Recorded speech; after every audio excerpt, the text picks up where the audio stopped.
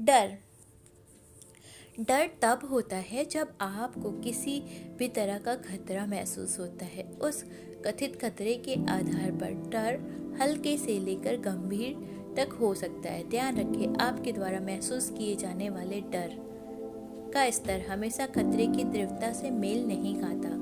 उदाहरण के लिए, यदि आप चिंता के साथ रहते हैं तो आपको उन स्थितियों के बारे में डर लग सकता है जो वास्तव में अधिक खतरा पैदा नहीं करती। डर एक पूरी तरह से सामान्य भावना है और संभवतः इसी भावना ने आपके पूर्वजों को जीवित खाए जाने से बचाया होगा। इस भावना को नियंत्रण करने के लिए आप कुछ चीजें कर सकते हैं, जैसे डर से बचने के बजाय उनका सामना करें। अगर आपको किसी बात से डर लगता है, चाहे वो गंभीर चर्चा हो, नए लोगों से मिलना हो या गाड़ी चलाना हो, तो अपने डर के स्रोत से दूर रहना स्वाभाविक है, लेकिन इससे अक्सर आपका डर और भी बढ़ सकता है।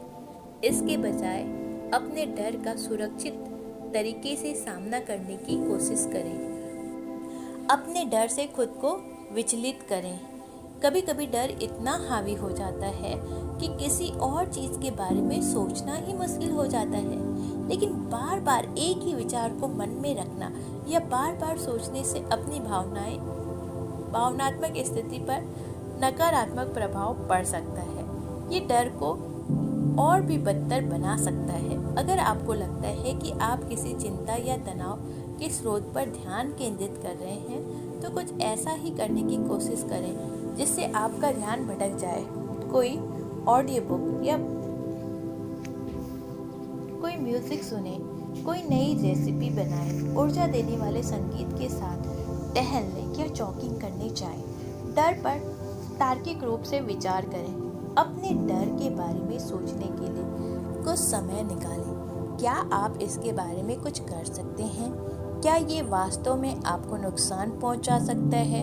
अगर आपका डर सच हो जाए तो सबसे बुरी चीज़ क्या हो सकती है? ऐसी स्थिति में आप क्या करोगे? ये जानना कि आप अपने डर से कैसे निपटेंगे आपको कम डर महसूस करने में मदद कर सकता है। यदि ये सुझाव असंभव या भारी लगे तो निराश न हो। इन्हें अकेले पूरा करना कठिन हो सकता है। किसी चिकित्सक के साथ काम करने पर विचार करें जो आपको भय से संबंधित मानसिक स्वास्थ्य समस्याओं से निपटने में मदद करेगा, जैसे